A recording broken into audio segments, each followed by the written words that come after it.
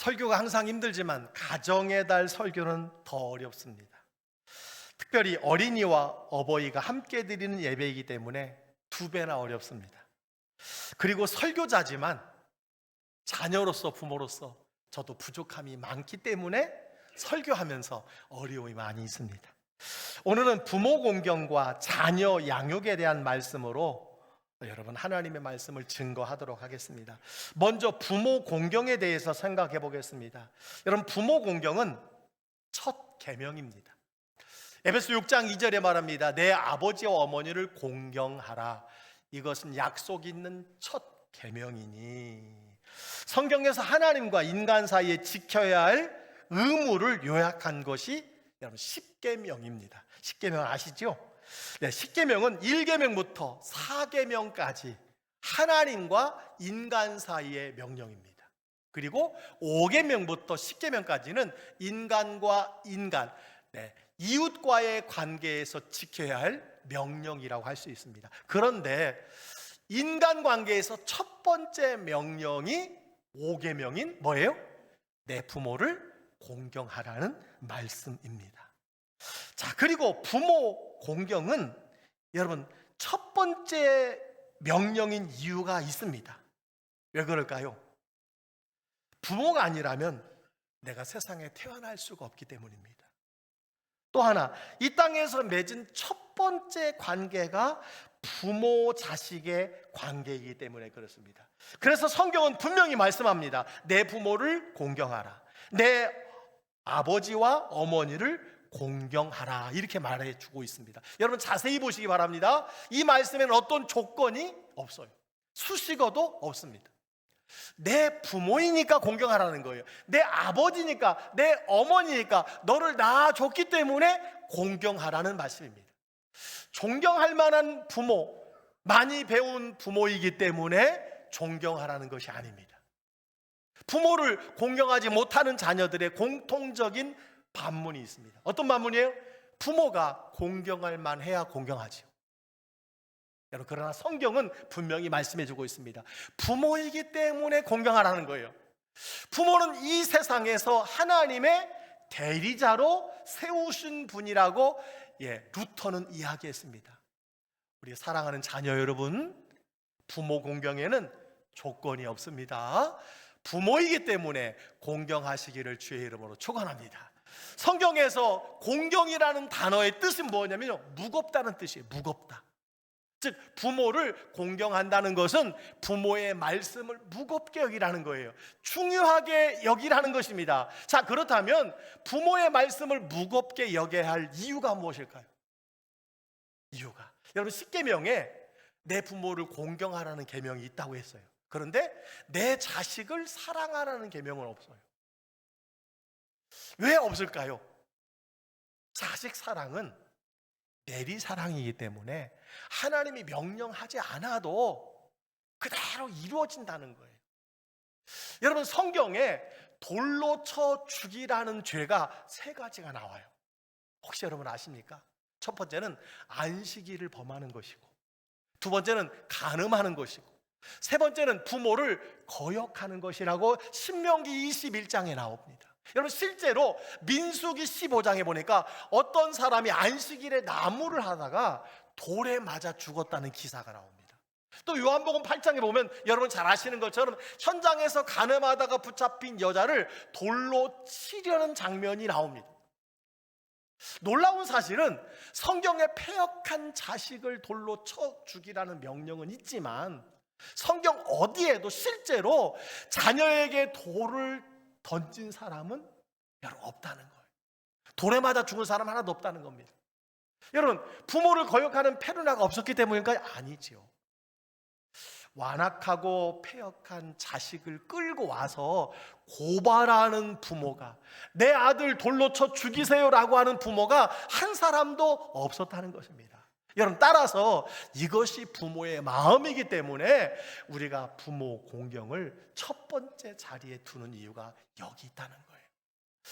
여러분 성경에는 실제로 페르나가 나옵니다. 누가복음 15장 우리가 잘 아는 둘째 아들 누구죠? 탕자입니다. 탕자가 이렇게 아버지에게 말합니다. 아버지여, 재산 중에서 내게 돌아올 분깃을 내게 주시옵소서. 여러분, 이 말이 무슨 뜻인지 아십니까? 아버지 빨리 죽어서 그 재산을 나에게 주세요라는 뜻이에요. 여러분, 이것은 부모가 성읍의 장로들에게 고발해서 돌로 쳐 죽일 수 있는 큰 죄였습니다. 여러분, 그런데 아버지가 그 아들을 어떻게 했지요? 고발하지 않습니다. 여러분, 부모 공경이 첫 번째 계명인 이유가 바로 여기에 있습니다. 자, 부모 공경에는 두 번째 특징이 있어요. 첫 번째는 첫 계명이라고 그랬고요, 두 번째는 시한부 계명이라는 거예요. 부모를 공경하라는 계명이 다른 계명과 다른 점이 한 가지 있습니다. 여러분, 살인하지 말라, 간음하지 말라, 도둑질하지 말라, 거짓 증거하지 말라, 내 이웃의 소유를 탐내지 말라는 계명은 언제든지 지킬 수 있는 계명입니다. 그러나 부모 공경은 부모님이 살아 계실 때만 지킬 수 있는 계명이에요. 저는 이미 어머니 아버지가 다 세상을 떠나셔서 사실 부모를 공경할 수 있는 방법이 이미 지나가 버리고 말았습니다. 여러분 중에도 이미 부모님이 돌아가시는 분들이 계실 겁니다. 그렇습니다. 부모 공경은 부모가 돌아가신 뒤에는 아무리 후회해도 소용이 없는 계명이라는 거예요. 사랑하는 성도 여러분, 부모님이 살아 계실 때 공경하시기를 주의 이름으로 축원합니다. 한 번이라도 더 무난하고 한 번이라도 더 만나볼 수 있게 되기를 주의 이름으로 축원합니다. 부모 공경에는 세 번째 특징이 있어요. 부모 공경은요, 자녀를 위한 명령이라는 거예요. 에베소 6장 3절에 이렇게 말합니다. 이로써 내가 잘되고 땅에서 장수하리라.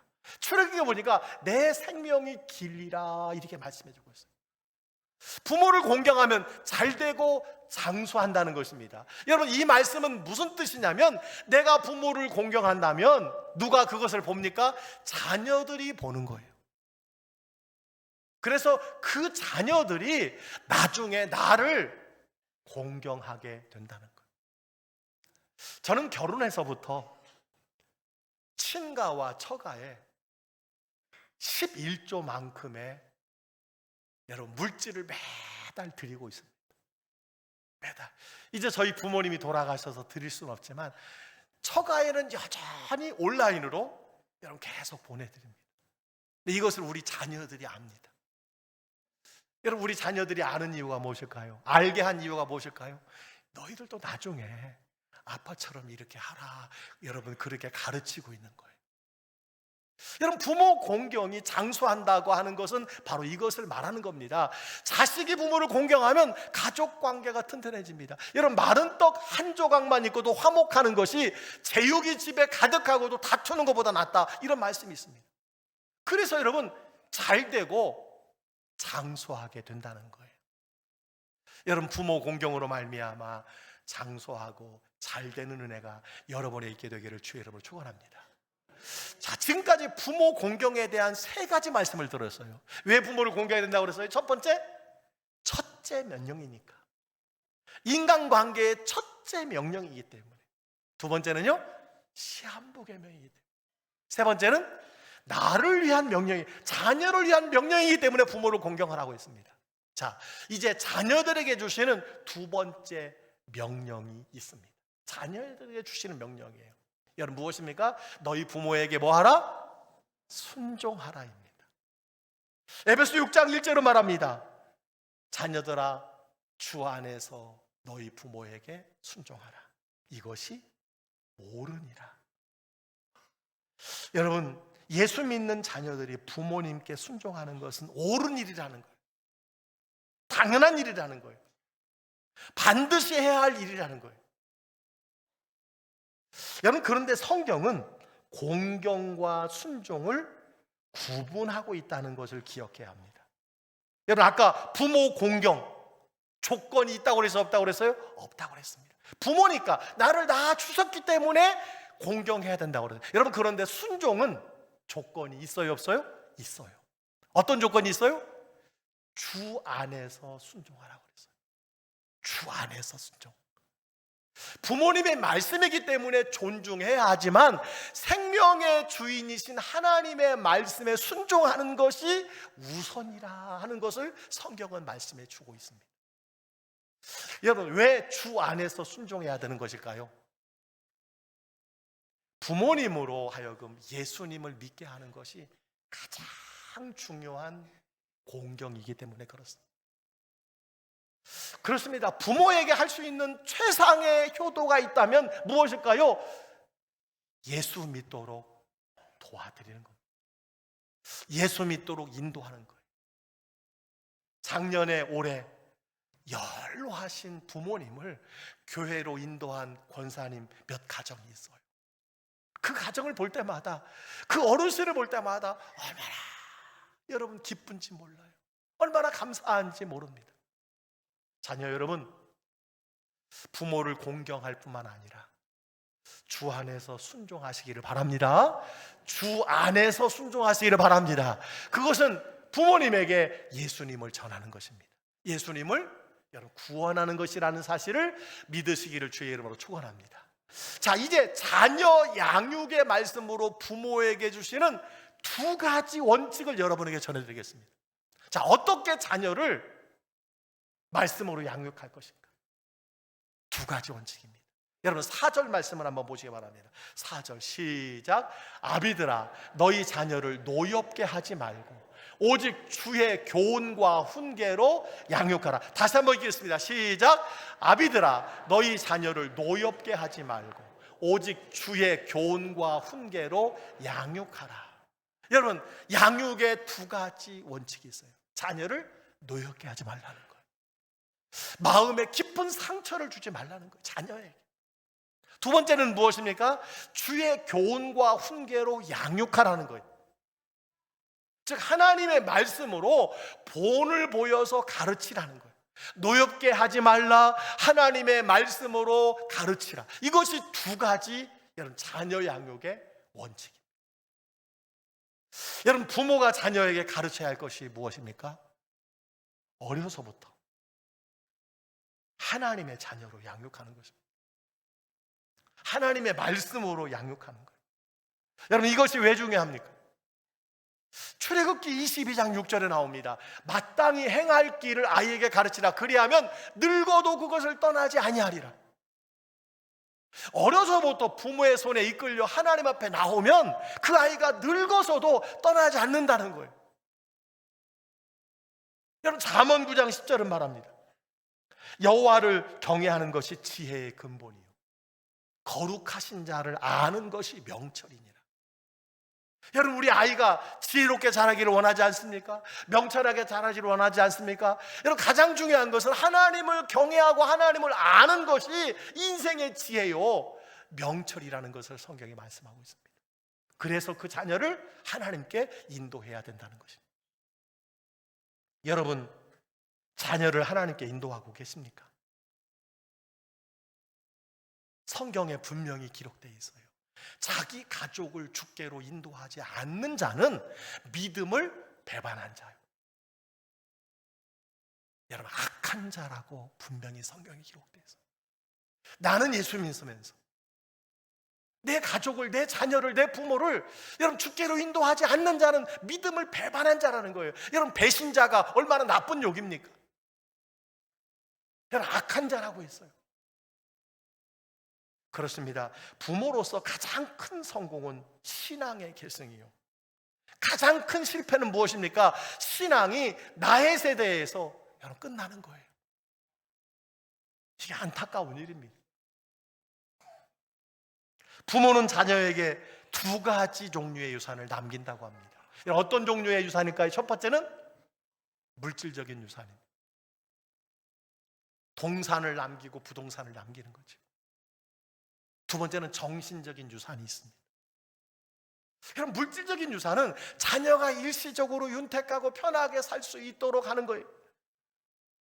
사실 결혼하는 자녀에게 여러분 2, 3억, 5억씩 여러분 집을 사주고 그가 살아가는 일에 물질을 지원해 주는 것만큼 사실은 좋은 것이 어디 있겠어요? 부모로서 자부심이 얼마나 크겠습니까? 그 자녀에게 얼마나 큰 기쁨이 되겠습니까? 여러분, 하지만 영적인 유산은 자녀의 평생에 영향을 주고, 성경 보니까 3, 4대까지 영향을 줄 수 있다고 분명히 말씀해 주고 있습니다. 복이라는 것을 말씀해 주고 있습니다. 따라서 자녀들이 예수 믿어 구원받고 예배자로 살도록 여러분 기도하시기를 주의 이름으로 축원합니다. 힘쓰시기를 주의 이름으로 축원합니다. 여러분, 부모를 전도해야 돼요. 자녀를 주께로 인도해야 돼요.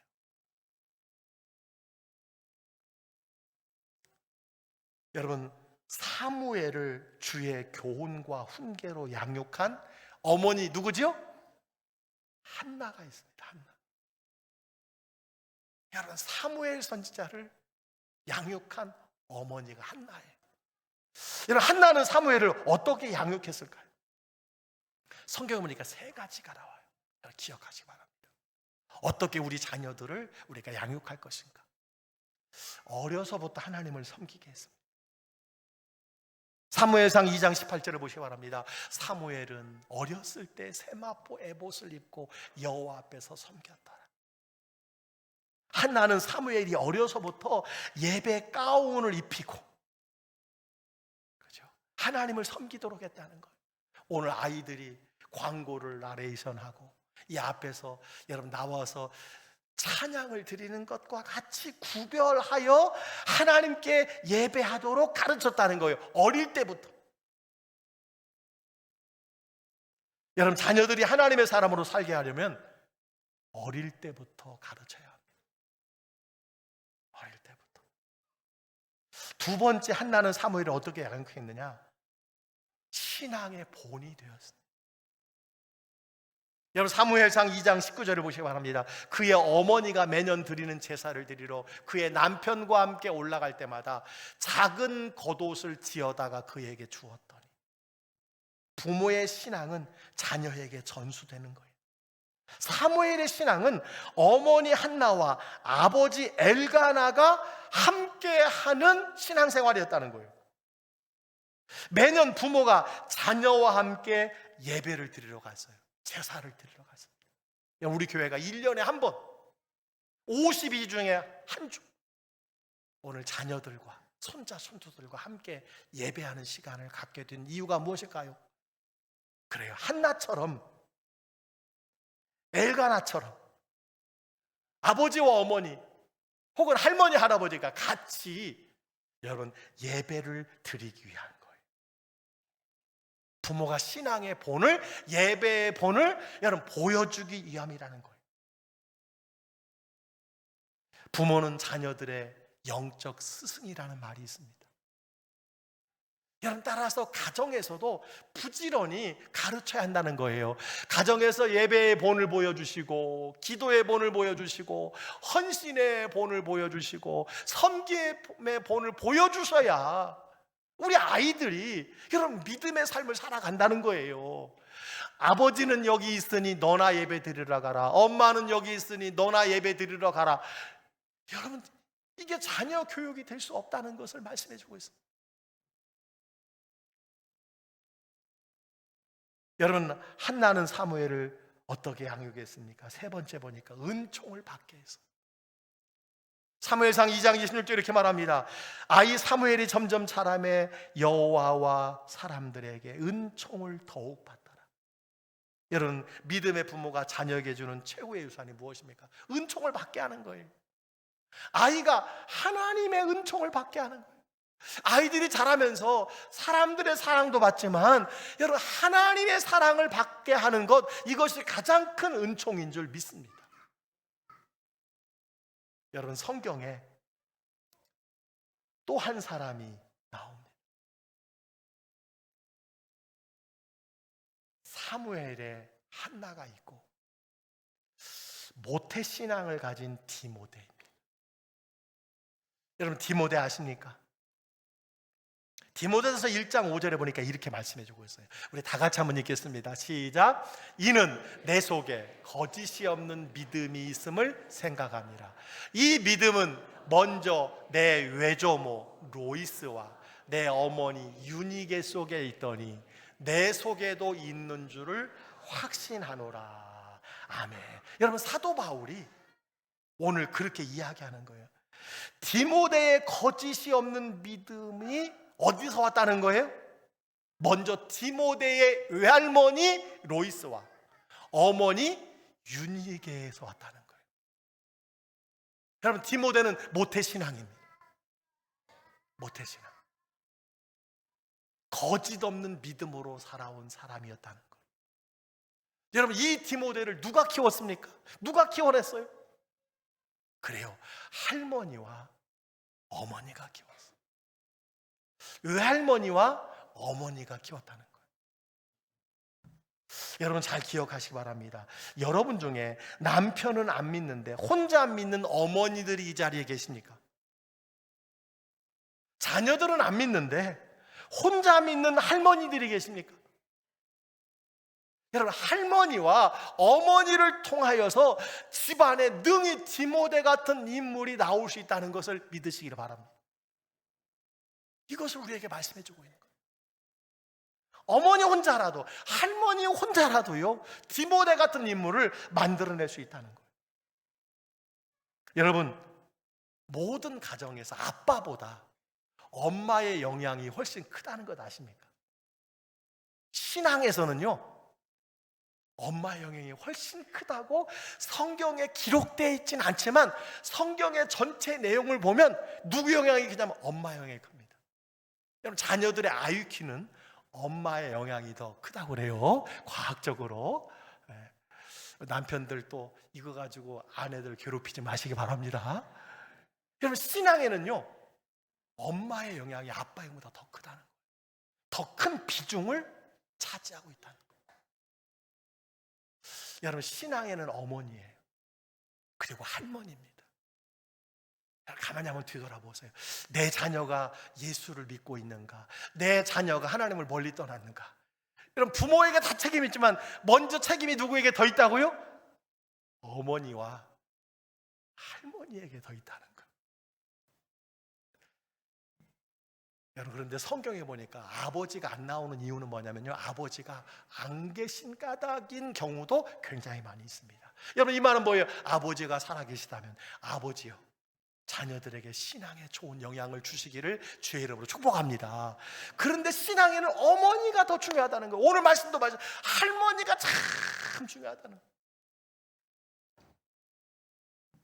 여러분, 어머니가 아이들이 함께 나눈 대화나 질문이 무엇인지를 조사했다는 거예요. 엄마와 자녀들이 나오는 대화, 여러분, 보통 이거라는 거예요. 엄마 배고파, 엄마 용돈 줘, 엄마 일찍 깨워줘, 엄마 언제 와, 엄마 뭐 먹어, 엄마 우리 어디 가.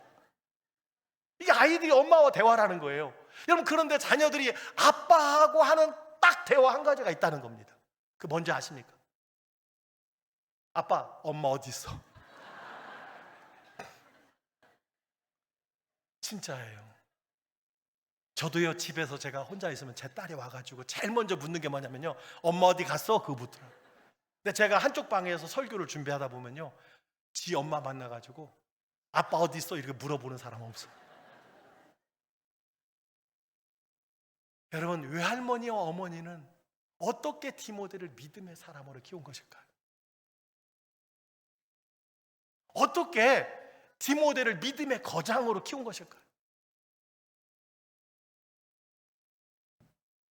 디모데가 믿음의 거장으로 자라는 환경은 딱 한 가지였어요. 할머니와 어머니 밑에서 성경을 배운 거예요. 하나님의 말씀을 배우고 자란 거예요. 이 성경이 디모데를 거짓 없는 하나님의 사람으로 만들었던 것입니다. 신앙의 거장으로 만든 거예요. 여러분, 성경을 가르치시기를 주의 이름으로 축복합니다. 할머니로서 손자 손녀들에게 집에서 성경을 읽어주시기를 주의 이름으로 축원합니다. 어서 예배 가라고, 어서 예배 가라고 여러분 계속해서 말씀해 주시기를 바랍니다. 이것이 디모데가 자란 환경이었다는 거예요. 이런 환경에서 여러분 디모데라는 믿음의 거장이 세워졌다는 거예요. 여러분 아주 재미있는 코이라는 물고기에 대해서 들어보셨습니까? 코이. 이 물고기는요 자라는 환경에 따라서 크기가 달라진다고 그래요. 자, 어항에서 키우면 겨우 5cm에서 8cm 자랍니다. 수족관이나 연못에서 키우면 몇 cm요? 15cm에서 25cm까지 크고요. 놀라운 것은 강물에 키우면 90cm에서 120cm까지 자라나는 물고기가 이 코이라는 거예요. 놀랍지 않습니까? 어디에서 키우느냐에 따라서 피라미가 될 수 있고 대어가 될 수 있다는 거예요. 여러분 그래서 이것을 코이의 법칙이라고 합니다. 코이의 법칙. 여러분 저는 이 글을 읽으면서 코이만 그런 것이 아니라 사람도 그렇다는 것을 깨닫게 됐어요. 아멘? 사람도 그래요. 어떤 환경에서 자라느냐에 따라서 영적인 거인이 될 수 있고 아주 평범한 사람이 될 수 있고, 어떤 환경에서 자라느냐에 따라서 여러분 예수님을 믿는 거장이 될 수 있고 예수님을 모르는 자녀로 자랄 수 있다는 거예요. 오늘은 어린이와 어버이 주일로 온 세대가 함께 여러분 통합 예배로 모였습니다. 오늘은 한나와 디모데처럼 부모님이나 할머니, 할아버지와 함께 예배 드리는 시간이에요. 여러분 내년부터는 꼭 그렇게 앉아서 예배 드릴 수 있게 되기를 바랍니다. 특별히 우리 아이들이 믿음의 사람으로 자라기를 기대하면서 오늘 여러분 다음 세대가 묻고 담임 목사가 답하는 시간을 마련했어요.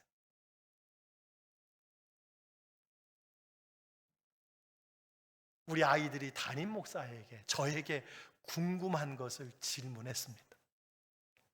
우리 아이들이 40가지 질문 중에 8가지를 아이들의 눈높이에서 제가 간단히 답하려고 하는데, 여러분 40개 질문 중에 8가지 질문을 영상으로 여러분 한번 시청해 보시길 바랍니다.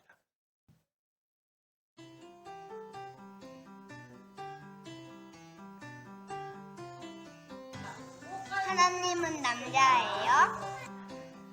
왜 하나님한테 기도하고 예수님 이름으로 기도 드립니다를 해야 될까요? 목사님은 언제부터 예수님을 믿으셨나요? 목사님은 왜 목사님이 되셨어요? 목사님은 하나님을 주로 언제 만나시나요? 목사님을 하시면서 힘드신 일은 없으셨나요? 목사님은 사춘기가 오셨나요? 목사님은 왜 이 땅에 나쁜 일이 일어나도록 놔두시나요?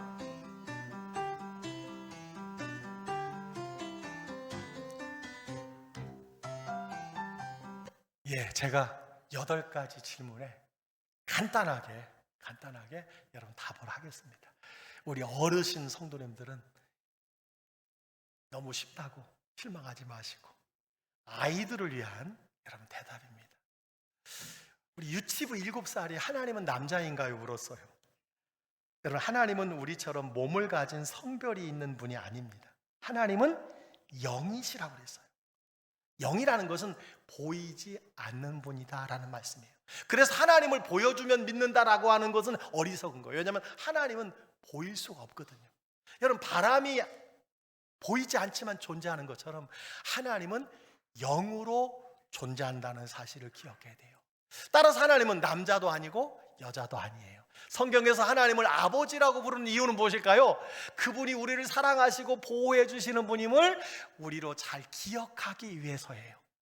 하나님은 남자와 여자를 만드셨기 때문에 성별을 초월하신 분이라는 사실을 믿으시기를 바랍니다.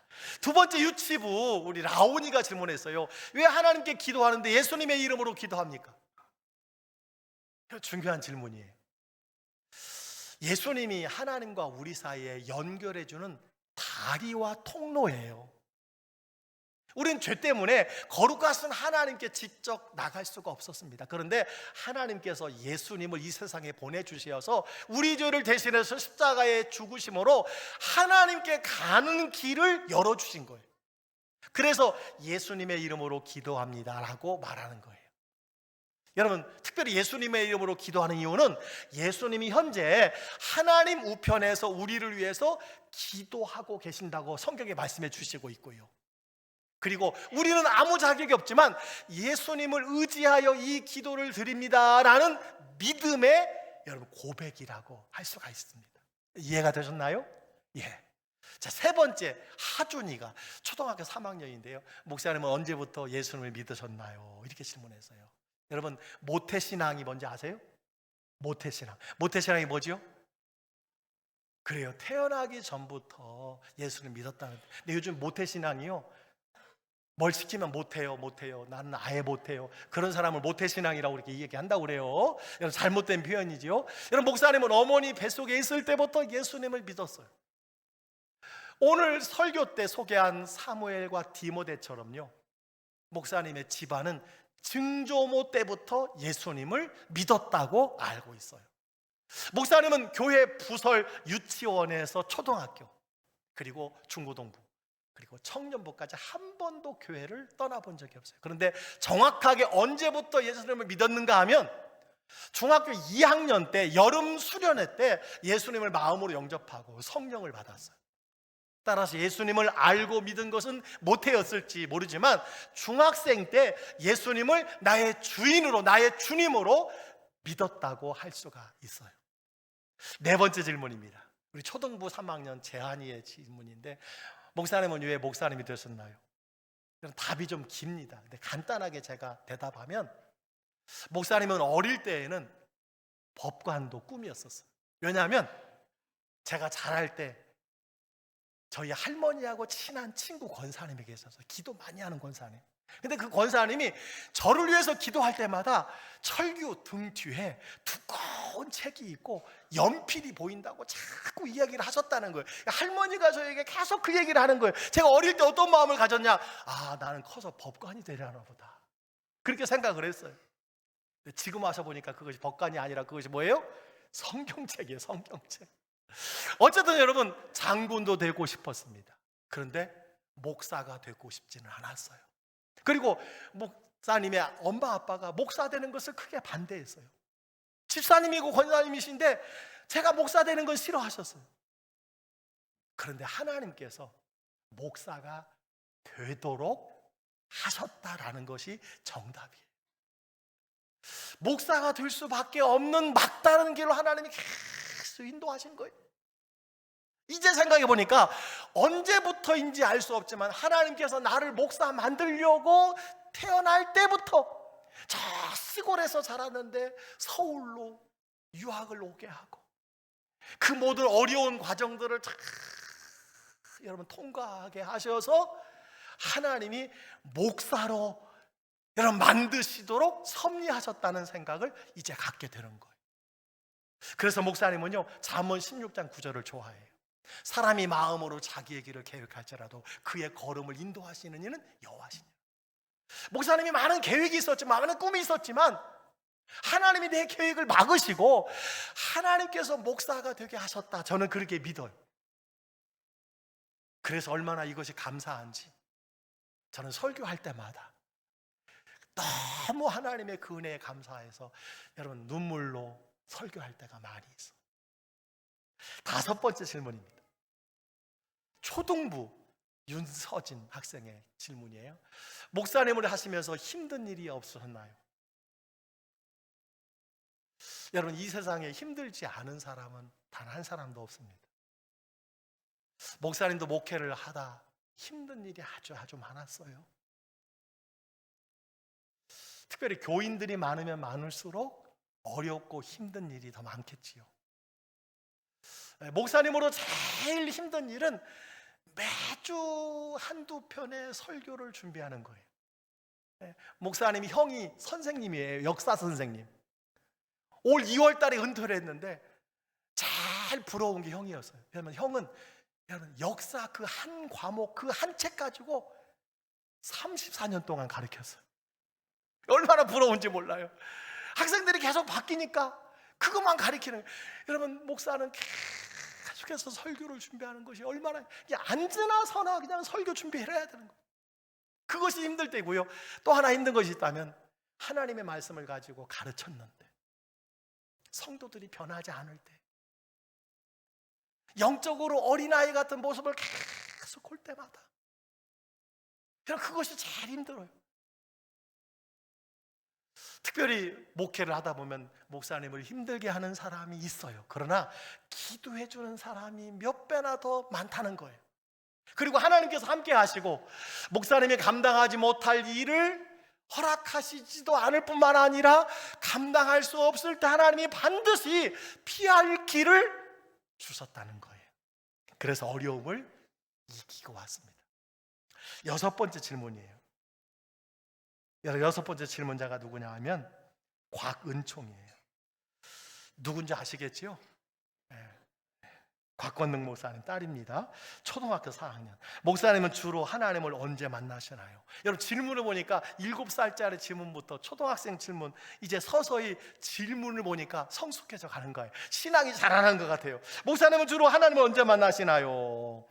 여러분, 어떤 친구는 꿈에서 하나님을 만나기도 하지만 예수님을 믿는 사람은 누구나 마음에 하나님이신 성령님이 함께 생활하고 계시다는 사실을 알아야 돼요. 하나님이 여러분과 함께 생활하고 계시는 거예요. 어디서? 마음속에서. 성경에 보니까 하나님을 간절히 찾으면 만나리라 이렇게 말씀해 주셨어요. 그리고 하나님은 우리를 지키시는 이는 졸지도 아니하시고 주무시지도 아니한다고 하셨어요. 자, 그래서 하나님을 언제 만날 수 있는 거예요? 언제나 만날 수 있어요. 목사님의 경우에는 성경을 읽고 기도할 때, 특히 설교를 준비할 때 말씀이 가슴에 꽂힐 때가 있어요. 아, 하나님이 지금 나에게 말씀하시는구나, 그렇게 느껴질 때가 있어요. 그리고 기쁠 때보다 눈물로 기도할 때, 힘들고 어려울 때 성령으로 위로해 주시는 그 따뜻한 성령님을 만날 때가 참 많이 있어요. 네, 그렇게 하나님을 만나는 거예요. 7번째 질문이 있습니다. 중등부 3학년 최한비 씨예요. 목사님도 사춘기가 있었나요?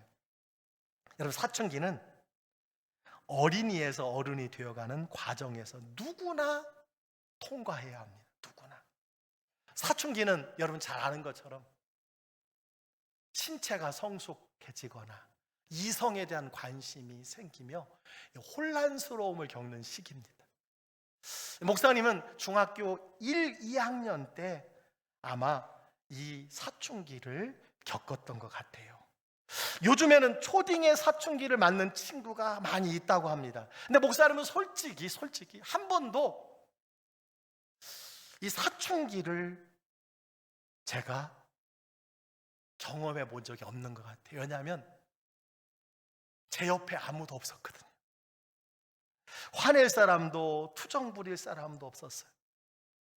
애늙은이라고 여러분 아시죠? 애늙은이. 제가 애늙은이어서 중학교 때부터 부모님들의 그 기대에 내가 어떻게 하면 성공할까, 공부 좀 잘할까, 여러분 그 짐으로 언젠가 제가 말씀드렸어요. 몇 번 죽고 싶은 마음도 있었어요. 죽고 싶은 마음. 근데 그때마다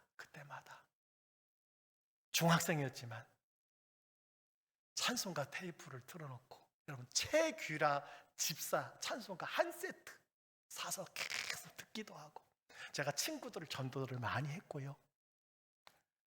그리고 중학교 때부터 제 기도방이 있어서 거기서 기도하면서 사실 사춘기가 사춘기인지 모르게 여러분 지나가고 말았어요.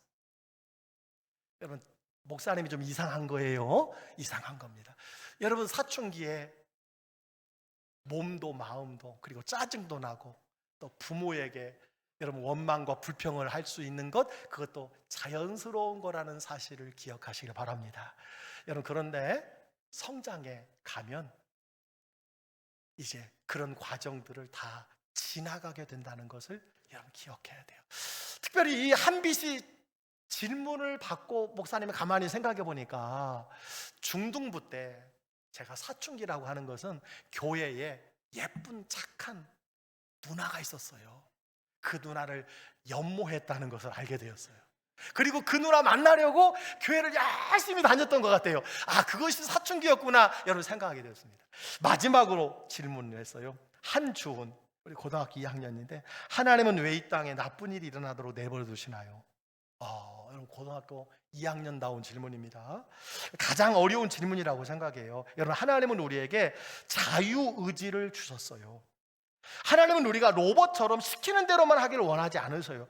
스스로 선택하여 우리가 여러분 삶을 살아가기를 하나님이 원하신다는 거예요. 하지만 사람들이 그 자유를 남용하고 오용하여서 나쁜 쪽으로 사용하면서 세상에 아픔과 악이 생겨나고 전쟁이 있다는 거예요. 여러분 하나님은 나쁜 일을 즐기는 분이 아니라 오히려 그 아픔 속에서 우리와 함께 울고 계시고 결국 반드시 선악간에 심판하실 것이고 그 모든 슬픔을 결국 선한 방향으로 이끌어 가신다는 거예요. 목사님도 최근에 여러분 이란의 전쟁, 또 레바논의 전쟁, 그 전쟁 가운데서 죽어가는 아이들의 모습을 보면 그 부모의 품에서 여러분 죽어가는 모습을 보면 얼마나 가슴이 아픈지 몰라요. 얼마나 가슴이 아픈지 몰라요. 어떤 신앙인은 이스라엘이 공격이기 때문에 괜찮다고, 어떤 신앙인은 미국이 공격이기 때문에 여러분 그것이 아니에요. 하나님은 공의로 여러분 심판하시는 분이에요. 공의로. 하나님은 나쁜 일을 내버려 두시는 분이 아닙니다. 8가지 질문에 간단한 답을 드렸어요. 말씀을 마칩니다. 여러분 자녀입니까? 여러분 자녀예요? 그렇다면 부모를 공경하고 주 안에서 순종하시기를 바랍니다. 부모입니까? 여러분 부모예요? 그렇다면 여러분에게 맡겨주신 자녀를 노엽게 하지 말고 신앙인으로 양육하시기를 바랍니다. 사무엘의 어머니 한나와 아버지 엘가나처럼, 그리고 디모데의 할머니와 어머니처럼 하나님의 말씀이라는 환경에서 여러분 양육하시기를 주의 이름으로 축원합니다. 축원합니다.